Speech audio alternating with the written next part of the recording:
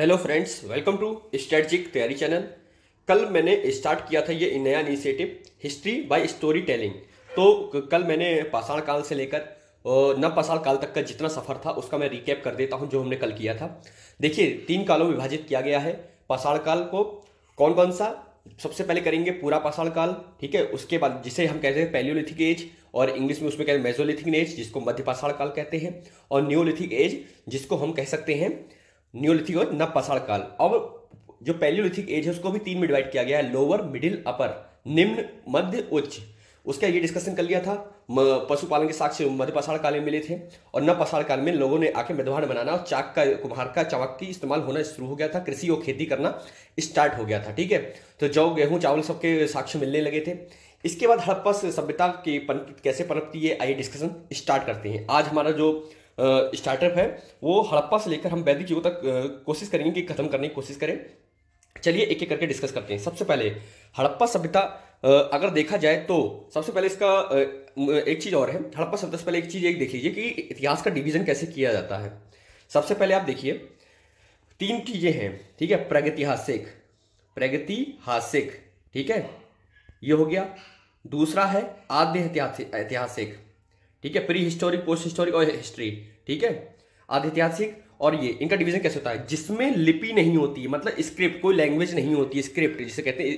किसी भी सभ्यता का अगर वर्गीकरण करना हो, डिवीजन करना हो, तो उसकी लिपि को देखते हैं, ठीक है। लिपि अगर स्क्रिप्ट नहीं है और उसके पास बिल्डिंग्स, इमारतें नहीं है, तो उनका उस आधार पर किया था। इस आधार पर जो थिंकर्स ने करा है, इसमें लिपि नहीं है, इसको अभी तो जब लिपि ही नहीं है तो इनका पता नहीं आ सकता। केवल पुरातात्विक जो साक्ष्य मिलते हैं, जो जले कटे जो कुछ मिल जाती हैं, जीवाश्म मिल जाते हैं, उनके आधार पे इस एज को प्रागैतिहासिक कहलाता है।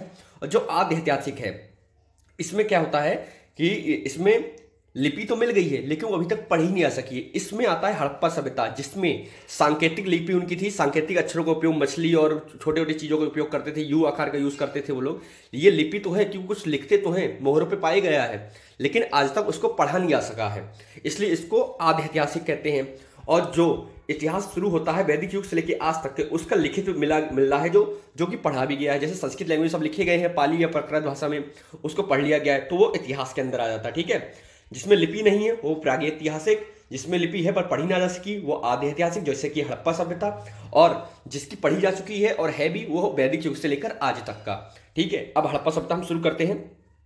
हड़प्पा सभ्यता का सबसे पहले आप देख लीजिए ये कहाँ पे फैली हुई थी। ये भारत के पश्चिमी एशिया, यहाँ पाकिस्तान का के है, पाकिस्तान, अफगानिस्तान, ईरान से लेकर यहाँ मेरठ कैसे है, देखिए ऐसे है, ठीक है। ऐसे कुल मिला के कह सकते हैं आप, कुल मिला के ये फिर त्रिकोण भी कह सकते हैं, इस टाइप का है। यहाँ पे है आलमगीर, ठीक है। अगर इसका निशान मैं बना दूं तो इस चीज को याद रखिएगा कि वो एग्जाम में बहुत पूछा जाता है, इसलिए सोचा कि मैं थोड़ा बता भी दूं। यहाँ पे आलमगीरपुर, जो कि आज का मेरठ का एरिया है, ये हिंडन नदी पे बसा हुआ था, हिंडन नदी। और ये कश्मीर, मांडा, किस पे? चिनाब नदी पे, मांडा, ठीक है। और ये ईरान, सोचिए कितनी लंबी बाउंड्री थी इनकी। ये यहाँ सुतकांगेडोर है, जिसे, जो कि दास्क नदी पे है, दास्क।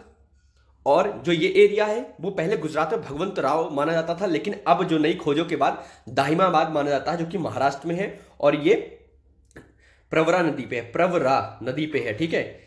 ये लंबाई, ये चौड़ाई भी थोड़ा सा देख लीजिए, ज्यादा अच्छा रहेगा।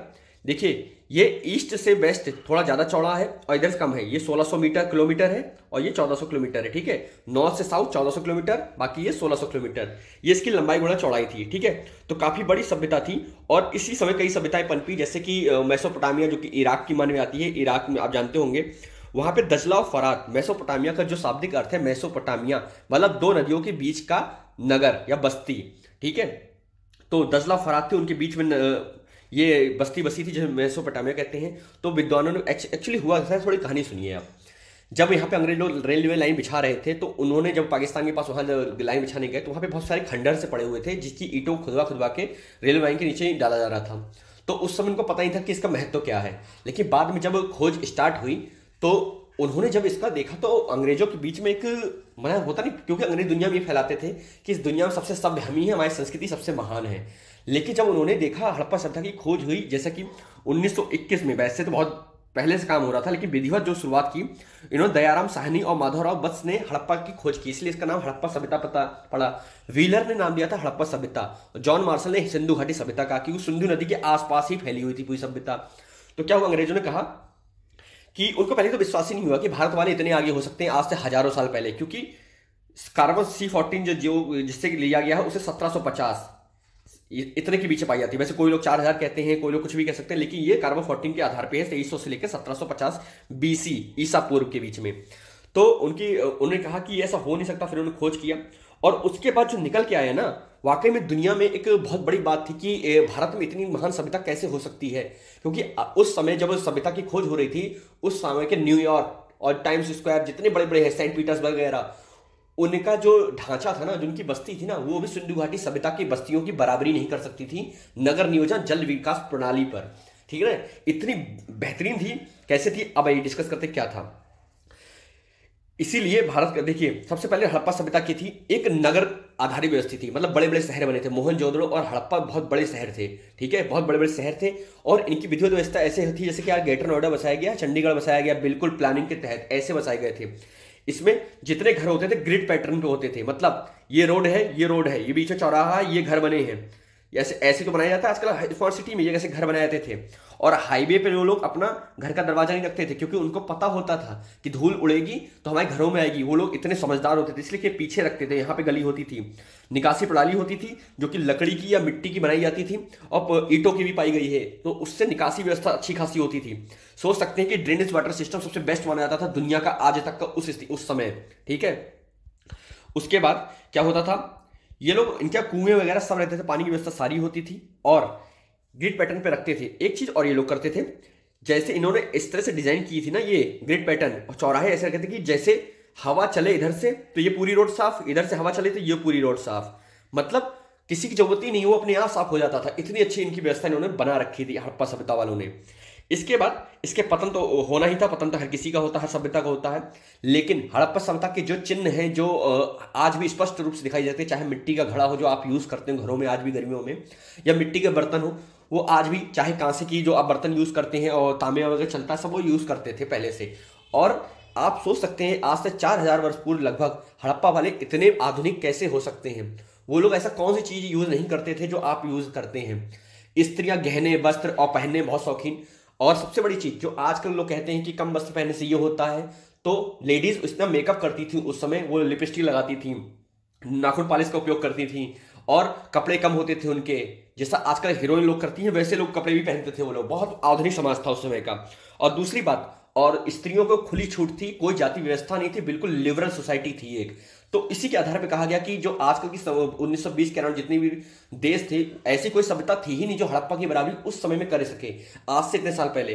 फिर अंग्रेजों ने क्या कहा, अपने आप को ऊंचा दिखाने के लिए, कि जो हड़प्पा सभ्यता ये भारत की मतलब स्थानीय सभ्यता नहीं है, ये क्या है, ये मेसोपोटामिया की देन है, मेसोपोटामिया वालों ने बनाया। लेकिन फिर जब बाद में तुलना करी गई विचारधाराओं ने, विचारकों ने, तो क्या कहा, मेसोपोटामिया ग्रामीण बस्ती थी और उनका रहन सहन इतना अच्छा नहीं था जितना आधुनिक हड़प्पा का था। और हड़प्पा के जो चिन्ह थे वो नवपाषाण काल के धीरे धीरे विकसित हुए थे, खुद के स्थानीय थे, इंडिजिनिक थे, ठीक है।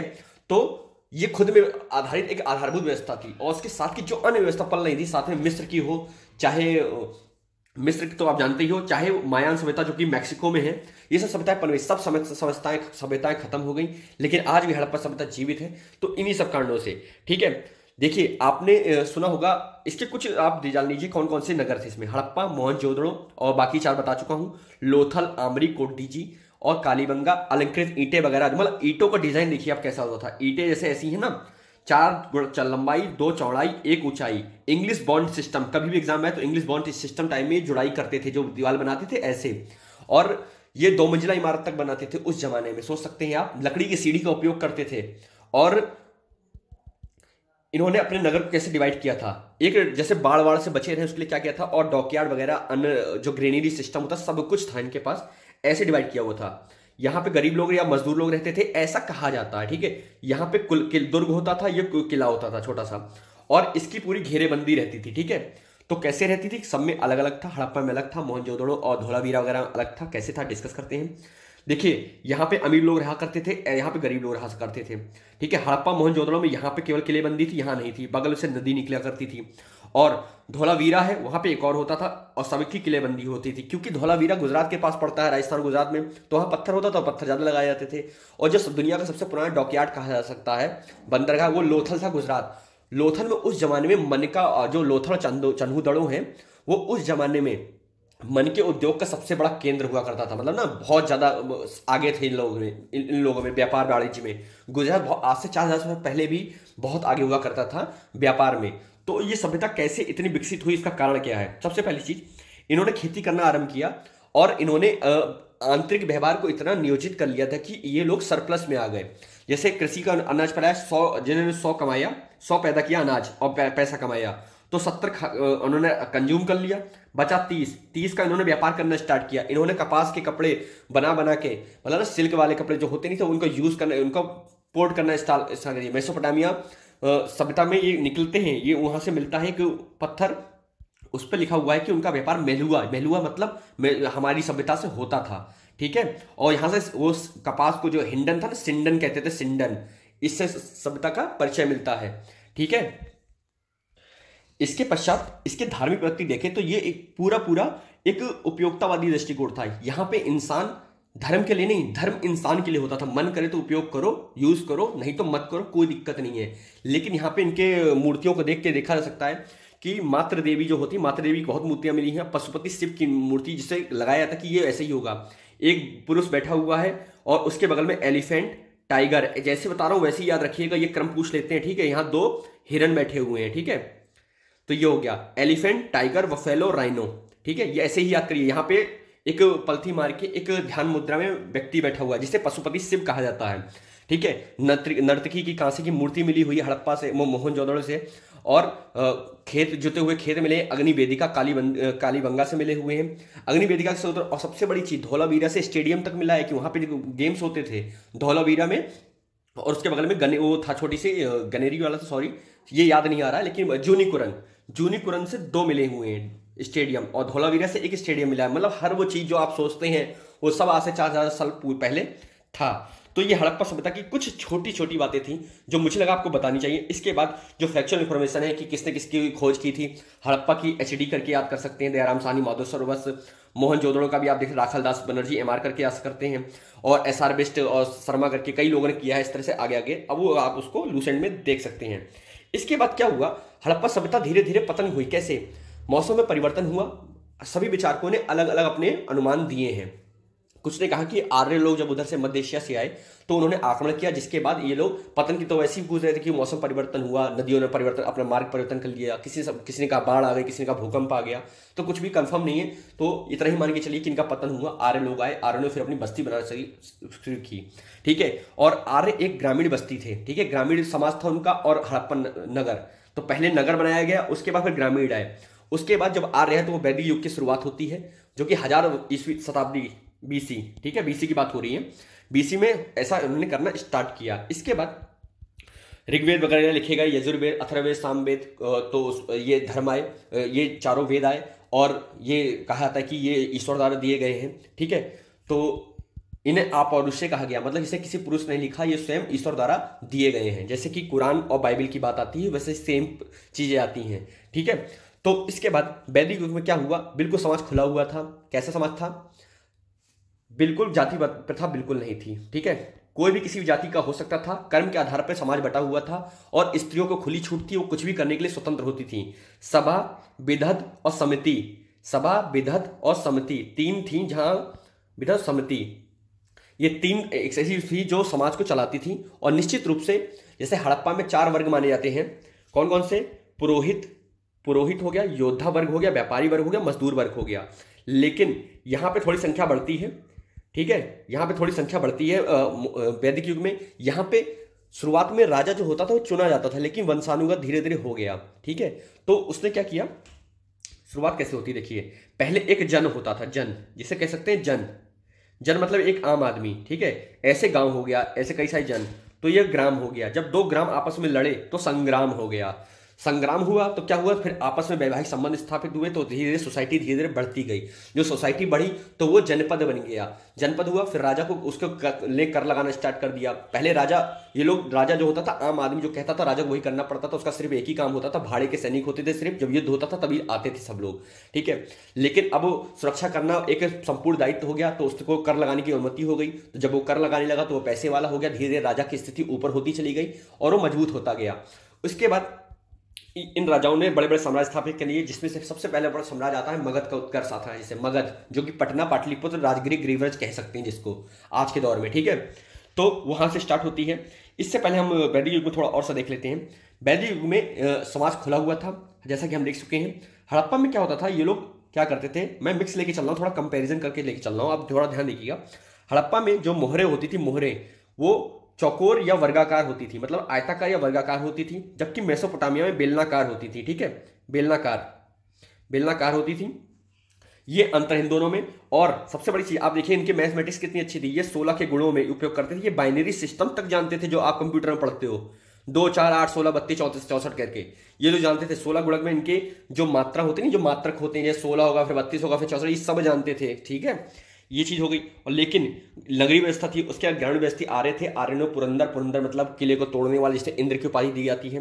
तो इसके बाद वैदिक सभ्यता है। उसके बाद क्या हुआ ना, जब वैदिक सभ्यता पतन पे थी, पतन क्या होता, विकास के चरण में धीरे धीरे जाति प्रथा स्थायी हो गई, जो कि उत्तर वैदिक काल में कहा था। जब वैदिक काल उतरता हुआ था, तो जो कि उस समय क्या हुआ, धर्म की जो जड़ें थी इतनी ज्यादा स्थायी हो गई थी, जातिवाद बहुत ज्यादा फैल गया, धीरे धीरे वर्ग समाज में बट गया और आपस में कटाव और मनमुटाव होने लगा। उस समय ऐसी भ्रांतियां फैल गई थी, ब्राह्मणों ने ऐसा मतलब हो गया था उस समय कि आम आदमी का जीना दूभर हो गया। तब कुछ नए धर्म निकल के बाहर आते हैं, जो कि समाज में फिर से शांति व्यवस्था की स्थापना करने की कोशिश करते हैं, जिनमें से करीब 200 संप्रदाय उस समय उठते हैं वैदिक धर्म का प्रतिकार करने के लिए। जो ब्राह्मणों और राजा, जो क्षत्रियों की जो उन्होंने फैला रखा था, आपस में मिलकर जो लोगों का शोषण हो रहा था निचले समाज का, जिन्हें निचले समाज पर ध्यान केंद्रित कर दिया था, गरीब आदमी को, जो जहां से विभाजन स्टार्ट होता, जो कि विभाजन आज तक चला आ रहा है। उसके बाद क्या हुआ, तो बौद्ध धर्म, जैन धर्म जिन्हें उभर के सामने आते हैं। 200 संप्रदाय हुए, हजारों संप्रदाय हुए, ऐसे 200 ही माने जाते हैं, लेकिन 2 ही संप्रदाय सक्सेस क्यों हुए? सबसे पहला कारण, इनकी जो भाषा शैली थी वो एक आम आदमी के दिल को छूने वाली थी। क्यों? इन्होंने वो बात कही जो आप सुनना चाहते हैं। जब महात्मा बुद्ध आते हैं तो कहते हैं सर्वम दुखम, ठीक है, सब जगह दुख है, और उस समय वैसे भी गरीब आदमी दुख से पीड़ित था, शोषण से पीड़ित था। जैन धर्म आते हैं, वो भी यही कहते हैं कि yes you can do it, और इसी तरह बात करती हैं। बौद्ध धर्म और जैन धर्म बहुत अच्छा टॉपिक है, इस पे मैं सोच रहा हूँ कि स्पेशली बना दूं, क्योंकि ये वीडियो बहुत लंबा हो जाएगा, बहुत सी चीज़ें छूट जाएंगी। जैसे महात्मा बुद्ध जैन धर्म में बहुत क्वेश्चन पूछे जाते हैं, और इसमें कुछ मुझे ज़्यादा बतानी भी आपको चीज़ें हैं, इसलिए जो अभी तक एग्जाम में कम आता था मैंने आपको कहानी के फॉर्म में बता दिया। आप लूसेंट से जाके पढ़ लीजिए, उसके बाद लूसेंट से पढ़ने के बाद आपको एक कहानी पता है, लूसेंट पता है, उसके बाद घटा चेक लगाने के बाद आपकी संपूर्ण तैयारी हो जाएगी। कोई भी एग्जाम ऐसा है नहीं है जिसमें आप तुक्का मारने में सक्षम ना हो सके, यही मेरी कोशिश है। और इसी तरह ज्योग्राफी, पॉलिटी सब में लेके आऊंगा, लेकिन हाँ नेक्स्ट वीडियो में बौद्ध जैन धर्म पर केंद्रित होगा, उसको जरूर देखिएगा, वो एग्जाम की पॉइंट ऑफ व्यू से बहुत ही इंपॉर्टेंट होगा। तो बने रहिए हमारे साथ, और मुझे मोटिवेशन के लिए आपके शेयर और सब्सक्राइब की बहुत जरूरत है, तभी चैनल ग्रो करेगा, तभी काम करूंगा, क्योंकि मेरे खुद के भी एग्जाम लगे हैं, इतना समय निकाल के मैं आप लोगों के लिए कोशिश कर रहा हूं। तो आप लोग भी थोड़ा काम करिए, क्योंकि सब कुछ ऐसे ही हो चलता है। आप हमारी मदद कीजिए, हम आपकी मदद करते हैं। Thank you very much for watching this video.